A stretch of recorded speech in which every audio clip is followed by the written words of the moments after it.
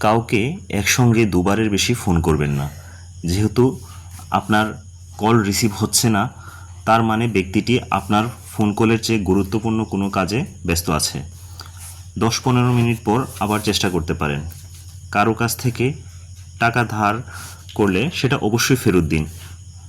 যদি ঋণদাতার মনে নাও থাকে, তারপরও তাকে সময়মতো ফেরত দিন, বা তাকে এমনভাবে পুষিয়ে দিবেন যাতে তার মনে প্রশান্তি আসে। তার সাথে নমনীয় আচরণ করুন।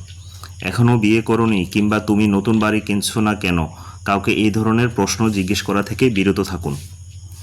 যদি কোনো বন্ধু বা সহকর্মীর সঙ্গে রাইড শেয়ার করেন, সেক্ষেত্রে আপনার বন্ধু বা সহকর্মী আজকে বিল পরিশোধ করলে কালকে আপনি বিল পরিশোধ করুন।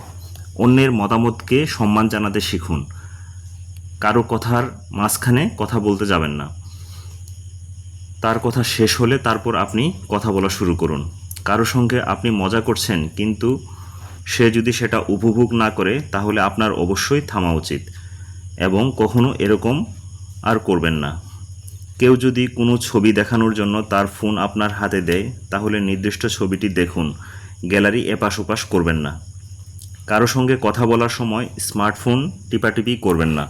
যতক্ষণ পর্যন্ত কোনো বিষয় আপনার সঙ্গে সরাসরি সম্পৃক্ত না থাকে, ততক্ষণ পর্যন্ত আপনি নিজের চরকায় তেল দিতে থাকুন। কারো ব্যক্তিগত ব্যাপারে হস্তক্ষেপ করবেন না। যতক্ষণ পর্যন্ত না আপনার কাছে উপদেশ চাওয়া হচ্ছে, ততক্ষণ পর্যন্ত উপদেশ দিতে যাবেন না। নিজের খেয়ে বনের মোষ তাড়াতে যাবেন না। সবাইকে সম্মান দিতে শিখুন, হোক সে রিকশাওয়ালা কিংবা আপনার অফিসের বস। কারো বেতন, চাকরি, ব্যবসা এসব নিয়ে সরাসরি প্রশ্ন করবেন না।